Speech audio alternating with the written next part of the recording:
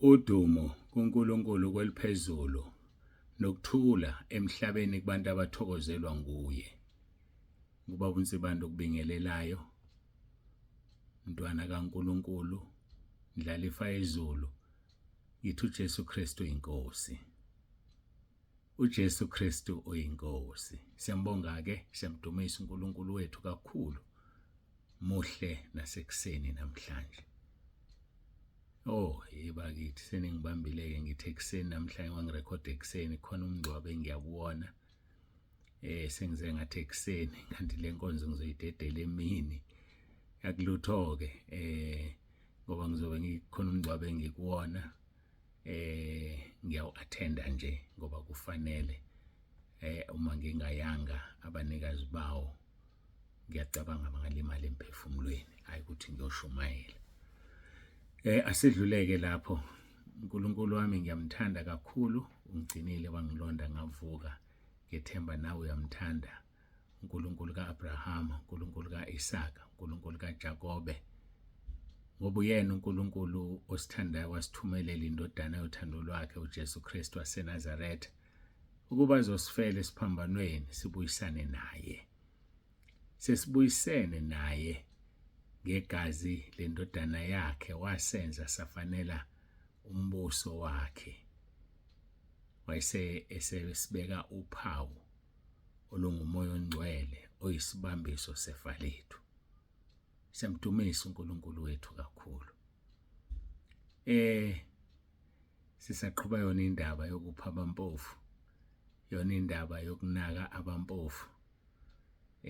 Izolo ngikhulume ngamathenda, kwakhona okhomentayo wathi ayishubile, wathi kuyashuba ke manje. Angazi ke mina, angazi mina noma kuyashuba noma kushubi, kodwa iqiniso limile lithi mawusuyibheka kahle imisebenzi ngenxa yokonakala komhlaba, khona imisebenzi okungeyona yabazalwane ngoba izobathatha abazalwane baphonse esihogweni.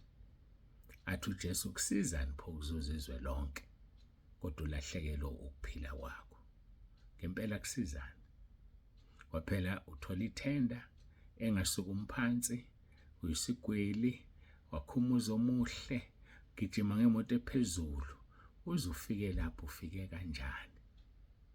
Ufike kanjani? Ngemali eclean? Awuzange uthenge umsebenzi? Awuzange udize?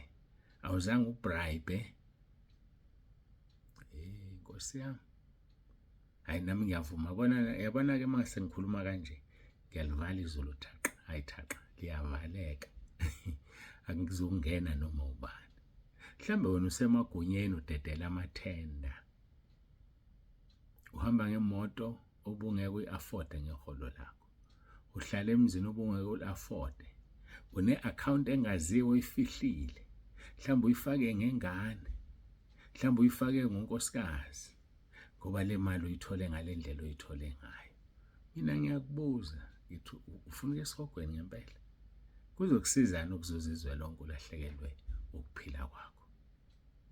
Ulahleka kokuphila phela ukusho esihogweni, ingunaphakade ngenxa yale minyaka embalwa kade u-enjoya, ingunaphakade usha ngenxa yale minyaka embalwa. Hayi bazalwane, hayi let us come clean.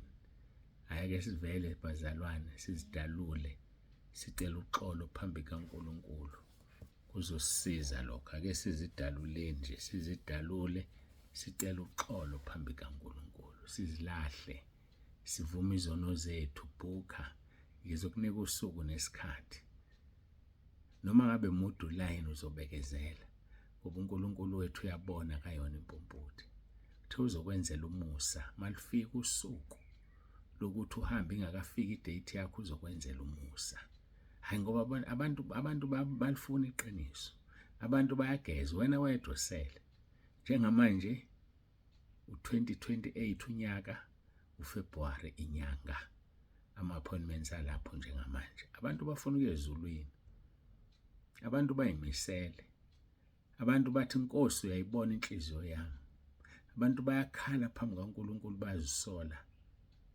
Bathatha i-advantage asinikeze yona, wathi uma lungafika usuku ekuthatha kodwa usubhukhile wabhala phansi uzokwenzela umusa.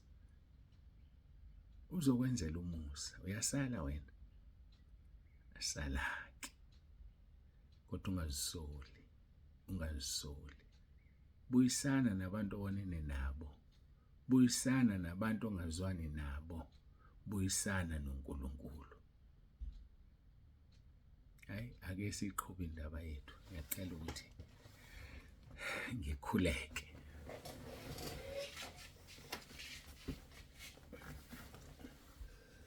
Baba wethu ongcwele, Baba olungileyo, uNkulunkulu wethu nomusa, ngiyathoba. Siyabonga ukugcinwa nokulondwa ngesakhe isandla. Ngiyacela ukuthi bephakathi kwale nkonzo ukhulume. Usuqalile ukhulumile already. Siyamukela, siyezwa kwangathi ngaba yilona loyo lingathi imali imthinta izwi, aphenduke, azihlanze, azihlambulule, ithuba lisekhona. Ushilo wathi sikufune usenokutholwa, sikubize useseduze. Ngoba indlela zakho ziphakeme kunezethu, imicabango yakho iphakeme kuneyethu.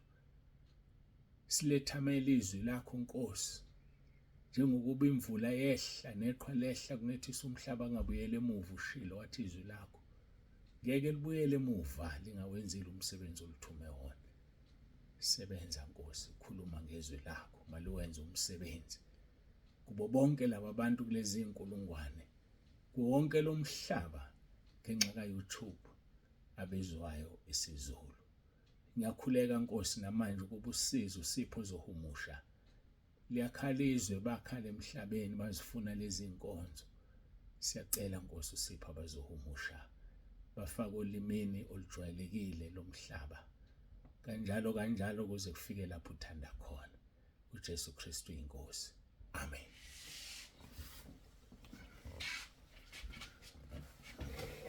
Siyambonga uNkulunkulu kakhulu. Umkhuleko wami loyo, ngiyakhuleka impela manje ukuthi uNkulunkulu angiphe uzohumusha.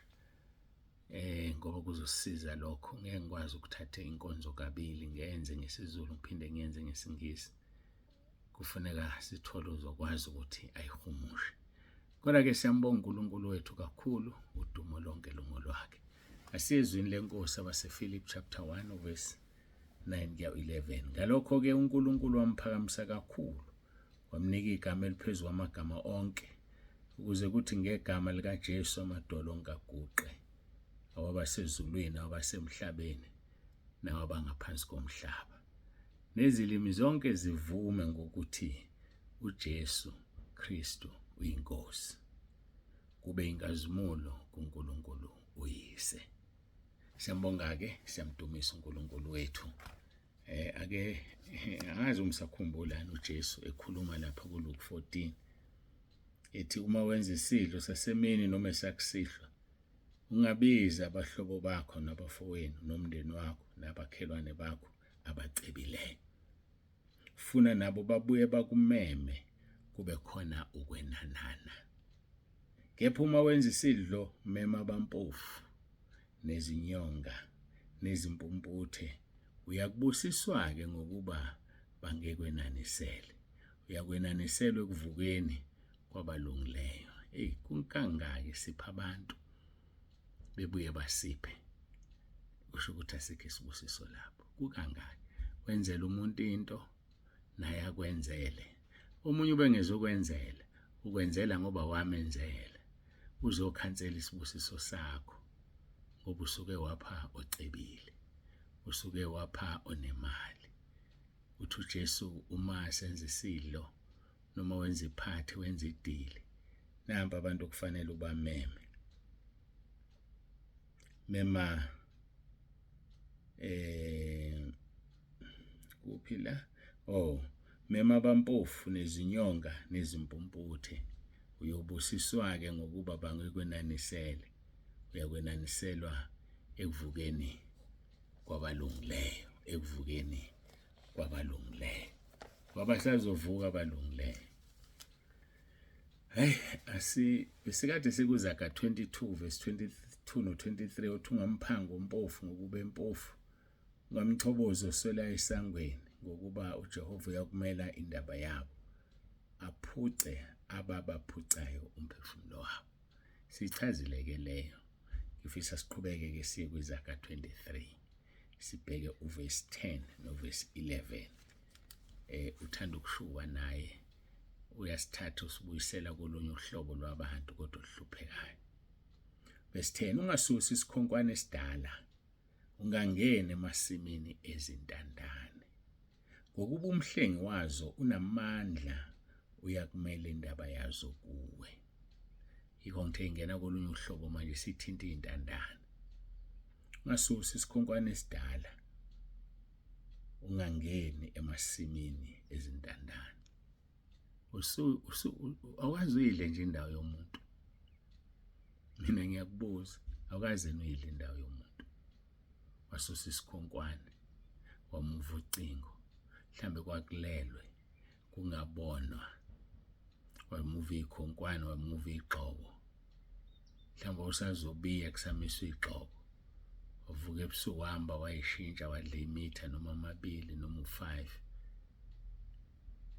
Mhlambe wakhe umgwaqo ovimbayo ngokuthi indawo yakho uvimba abanye abantu noma uvale umgwaqo womuntu. Akasakwazi ukungena kwakhe ngoba wena uthe indawo yakho. Awuyilimila wenze lutho indawo yakho nje. Wazi wajabula bo.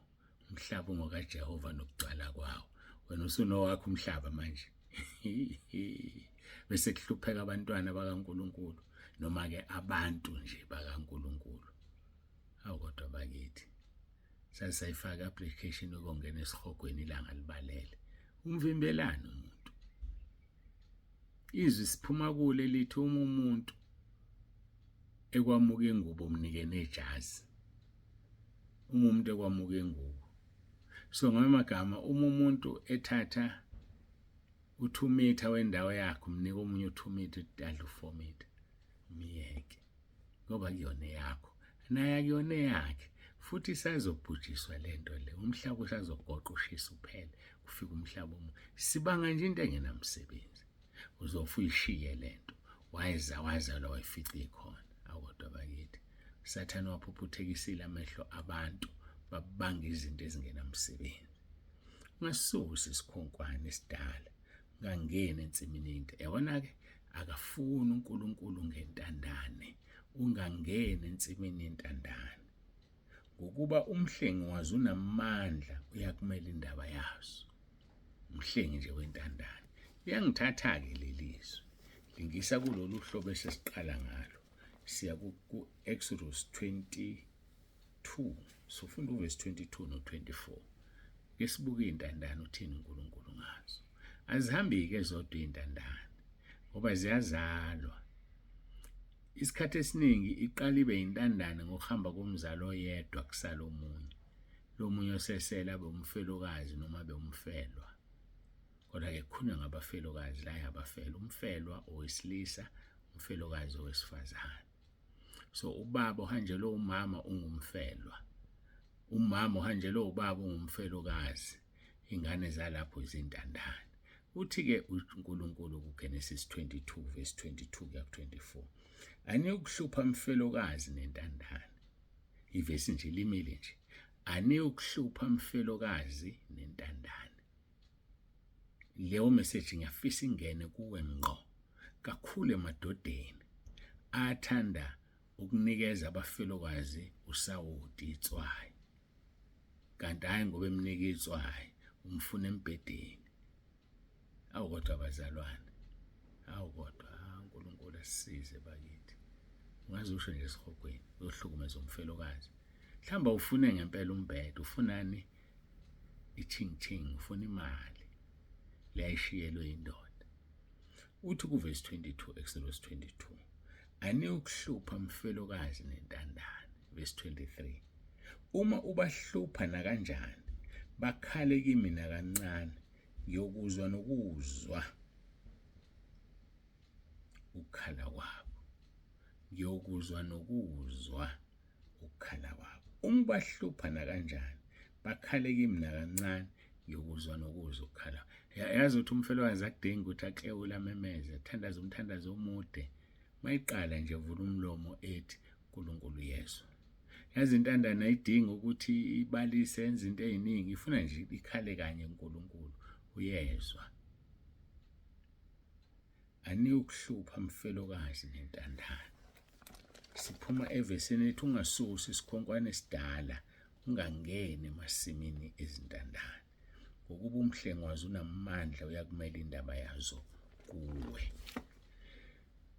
Ngiyakholwa ukuthi mase siqhubeka soqhubeka la, kodwa ngifunde u-Exodus 22 kuya 24 uthi aniyukuhlupha mfelokazi nentandane. Verse number 23, uma ubahlupha nakanjani bakhale kimi nakancane, ngiyokuzwa nokuzwa ukukhala kwabo.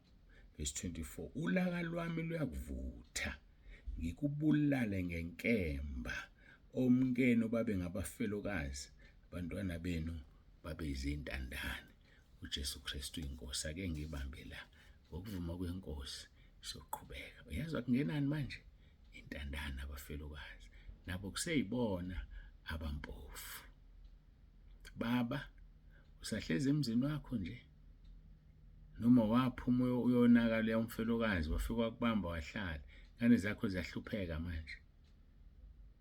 Hayi, kunzima. Asikhuleke.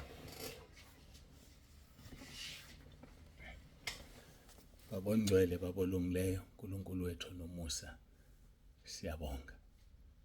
Siyabonga, umoya wami ubuhlungu uyadabuka mangibona abafelokazi behlushwa ngale ndlela, mangibona intandane zihlushwa ngale ndlela, amadoda avela angena ayodla imali ayiqede, kube ngathi indoda eshonile ayishiyelanga lutho umndeni wayo, kanti ngenxa yenyama nenkanuko umama udedele ifa ley'ngane zakhe nelakhe alishiyelwe indoda ngenxa yenyama. Kodwa siyezwa uyasho Nkosi ukuthi umuntu ozobahlupha uzomshaya, kuphenduka iy'ngane zakhe nomkakhe abe umfelokazi, ingane zibe izintandane. Ngoba ehluphe loya, awusisize Nkosi, sisize Nkulunkulu wethu, amadoda wabuyele emakhaya, wabuyele kumakhosikazi awo, ahlukane yeke abafelokazi. Nawe mfelokazi ohlezi nendoda yomuntu yokushaya uNkulunkulu, nawe mfelokazi uhlupha intandane zakho, le ndoda ayizithanda, ithanda lezo suyizalele zona iy'ngane ezikamufa ayizifuni. Awu ngiyakudabukela, phenduka, phenduka kusathiwa namuhla. Siyabonga Nkosi, busisa yilona loyo lalela. Moya wami ubuhlungu, moya wami ubuhlungu. Nkosi sithethelele, sonile emhlabeni, sonile Nkosi, sizwele. UJesu KRISTU inkosi. Amen.